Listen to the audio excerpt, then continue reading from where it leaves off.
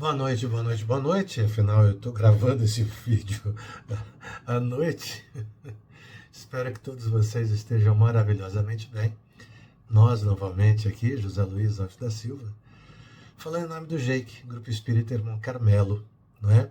Que esse momento encontre todos vocês muito bem, com a graça de Deus sobre as vossas cabeças, porque afinal de contas vocês pararam para ouvir e trocar um pouco de informação conosco, não é?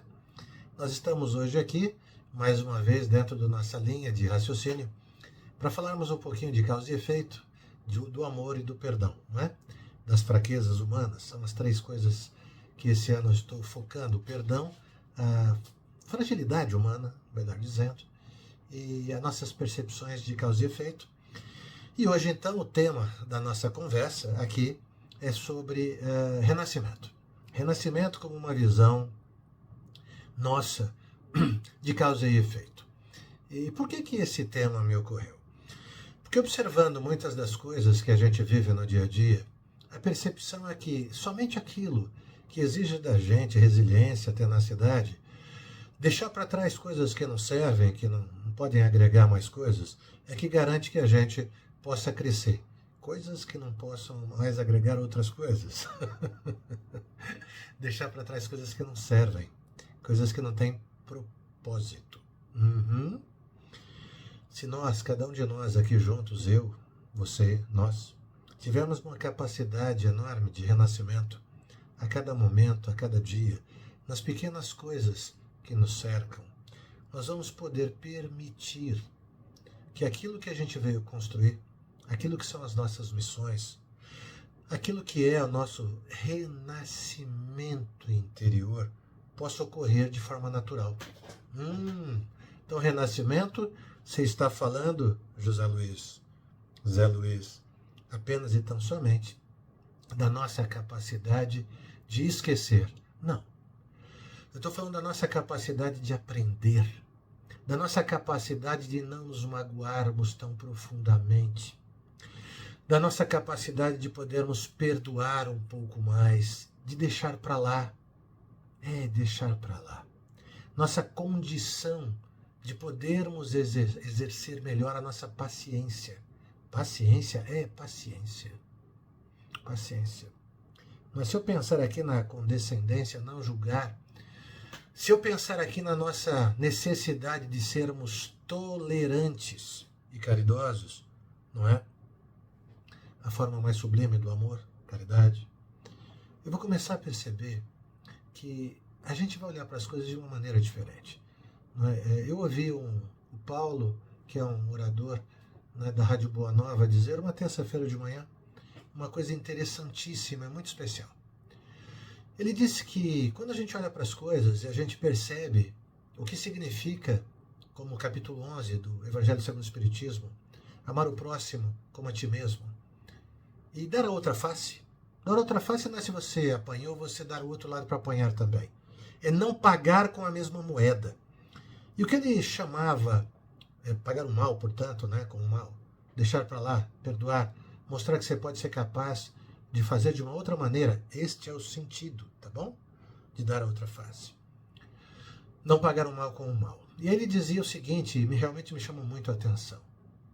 Ser tolerante, o melhor exercício da tolerância é quando você tem muitas pessoas à sua volta que ainda não aprenderam aquilo que você já conseguiu entender. Quem sabe a gente já tenha aprendido, mas talvez eu não tenha aprendido ainda. Então, saber aquilo que eu já sei, o que eu imagino que eu já sei, e você esperar que o outro, que às vezes está no outro ponto do seu aprendizado, possa aprender aquilo que você já sabe. Tolerância é isso. Entenda. A percepção de ter paciência é o exercício da tolerância sem raiva e sem perder o controle das coisas, dos sentimentos e dos pensamentos que você tem. Isso é paciência. Esse é o exercício da tolerância.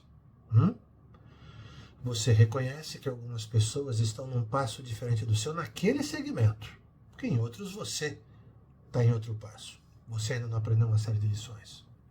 Nós. Então, ser tolerante é exercer a paciência e admitir que algumas pessoas estão ainda num outro patamar de aprendizado. naquele segmento, naquilo que a gente está tratando. Ao perceber isto, você é capaz então de esperar. Você é capaz então de não se desesperar. Você é capaz então de entender o que a outra pessoa está vivendo. E aí você tem uma sabedoria enorme, né? Dizia um outro amigo meu, psicólogo, não é? Que felicidade é igual a expectativa sobre a realidade.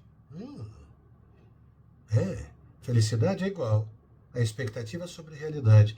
A expectativa está alta demais, a realidade é outra muito diferente, você se frustra.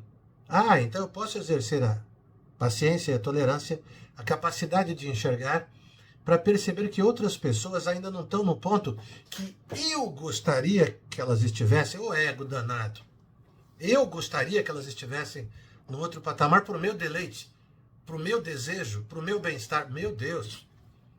Tem um pouco de egoísmo, tem um pouco de ego, tem um pouco de egocentrismo. Será que então, quando eu penso no amor, né? Capítulo 11, amar ao próximo como a ti mesmo, será que é nisso que eu estou exercendo o processo? Será que eu não quero que tenham paciência comigo, tolerância comigo?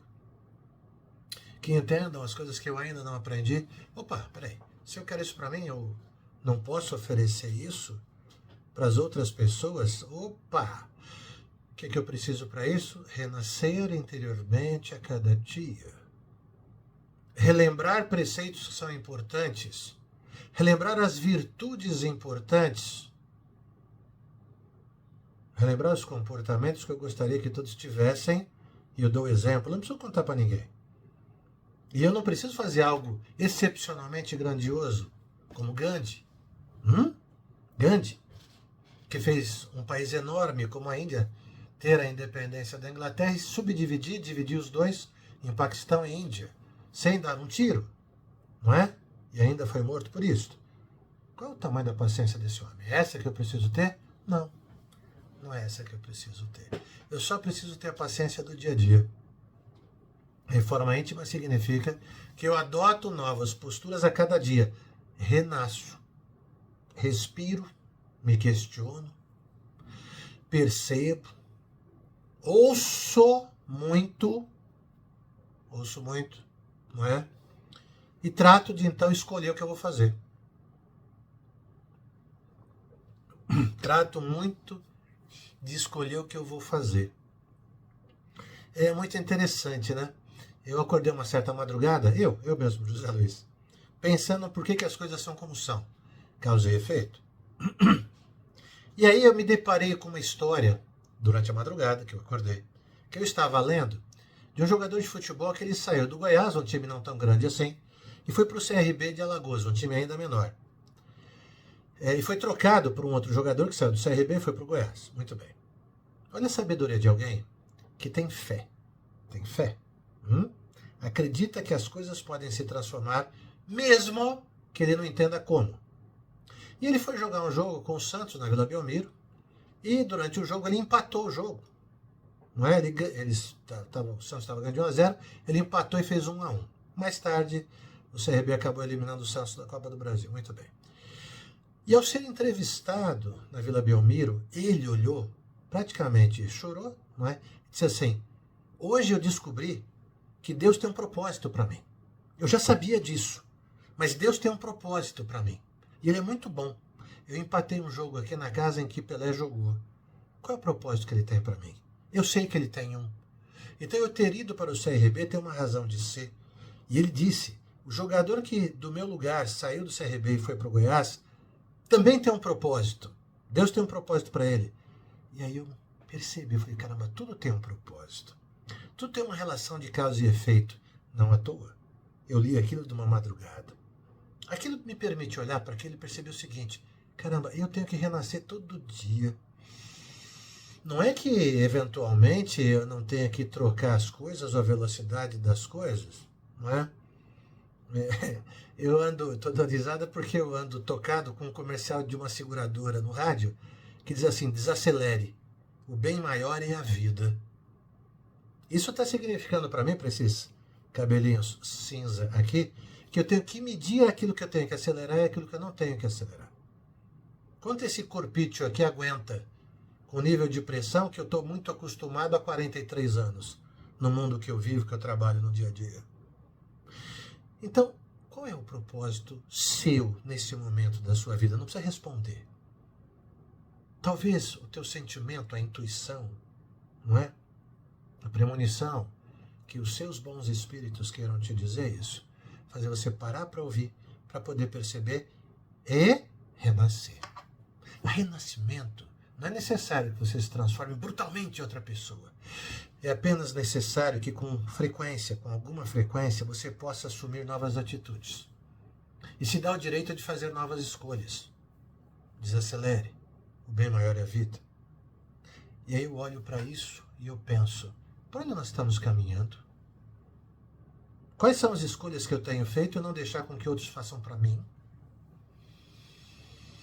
E aí a gente vai para uma outra percepção. Conversando outro dia com uma outra pessoa no trabalho, ela dizia assim, nós já perdemos muitas chances na vida. Nós já deveríamos ter mudado. E aí eu tive um estalo na hora, uma intuição, alguém falou para mim aqui, e eu disse assim, mas a gente não pode fazer outras escolhas. A gente só faz as escolhas que nós somos capazes de entender. Nós somos exatamente a nossa melhor versão hoje, aqui e agora, com os erros e com os acertos. Nós não somos outras pessoas. Nós somos essas pessoas que fomos capazes de chegar até esse dia aqui. Você aí e eu aqui. Beleza? Tranquilo? Nós só somos capazes de tomar as decisões que nós podemos olhar hoje. Nós somos aquilo que a gente pensa. Nós somos aquilo que nós sentimos aqui no coração. Nós somos aquilo que nós acreditamos, nossas crenças. Então você, eu, nós, só somos capazes de tomar as decisões baseados naquilo que nós acreditamos hoje. Logo, eu preciso renascer. Eu preciso ter outras escolhas. Eu preciso parar para respirar. Dar espaço para minha cabeça perceber. Para minha cabeça sentir. Para que os preceitos do Espiritismo possam entrar dentro de mim para que eu possa escolher. Pode ser só Espiritismo, pode ser qualquer outra coisa que faça bem. Qualquer outra coisa que fale do bem. Que não leve você a querer pagar olho por olho, dente por dente, lei de talião, escrita no Código de Hammurabi, o primeiro código civil escrito na história, na Mesopotâmia. Lá estava escrito isso. O Código de Talião, olho por olho, dente por dente. Por quê? Porque antes do Código de Talião, se o cara quebrasse o dedo, outro ia lá e matava a pessoa. Se o cara roubasse um pão, ele ia lá e cortava a mão. Não era proporcional. Então alguém criou a lei de Talião. E aí veio Jesus Cristo, que disse, amai o próximo como a ti mesmo e amai a vossos inimigos. Para dizer o seguinte, não precisa mais seguir a lei de Talião. Não tem mais que ter olho por olho, dente por dente. Você não precisa pagar o mal com o mal. Deixe ir. Deixe ir, seja superior a isso. Faça com que a tua cabeça, teu sentimento, permita que você deixe ir. Você não precisa de vingança. Então você não precisa dar para ele a outra face para apanhar. Basta você ter outra atitude. Opa! Renascimento, outra atitude. Essa é a percepção. Aí me ocorre, né, que naquela mesma madrugada, eu lembrei da música do Tom Jobim, né? A vida, sei lá, né? Sei lá. Só sei que é preciso paixão, sei lá. A vida tem sempre razão, não é? E ele fala na música, né, que o sol que renasce no amanhecer. A gente não tem como controlar tudo que está à nossa volta, embora a gente ache que tem, não é? Vamos lá ouvir a música depois que eu cantei para vocês aqui. Nossa, obrigado pela desculpa. Né, pela tolerância. Gente, a gente não tem controle sobre tudo, não é? Só sei, né, que é preciso paixão, fé, para entender que tem coisas maiores do que a gente. Fé para acreditar que o dia seguinte será melhor do que hoje. E de novo, vai mais uma historinha aqui hoje, né? Eu estava assistindo ontem o filme O Náufrago. E foi impressionante, num certo momento do filme, em que ele diz, sabe, eu até tentei me matar naquela ilha, mas eu não consegui. E aí eu percebi que eu só precisava respirar mais um dia. Eu só precisava respirar mais um dia.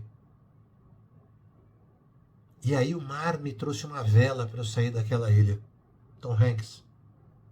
E aí quando ele voltou para casa, que a esposa que já imaginava que ele já tinha morrido, já estava com outra pessoa depois de algum tempo, né, de alguns anos, ele disse assim, muito bem, a única coisa que eu vou fazer agora é respirar novamente. Respirar e viver mais um dia. Respirar mais um dia. Para saber o que o mar vai trazer para mim. Todos nós temos que fazer isso o tempo todo. Respirar mais um dia. Ter fé, a crença de que tudo será melhor. Porque quando eu me abro, sempre aparecem novas oportunidades. Sempre existem segundas chances. Não é exatamente do mesmo jeito. Não é exatamente no mesmo formato, às vezes não é exatamente com a mesma pessoa. Mas tudo na vida leva ao renascimento.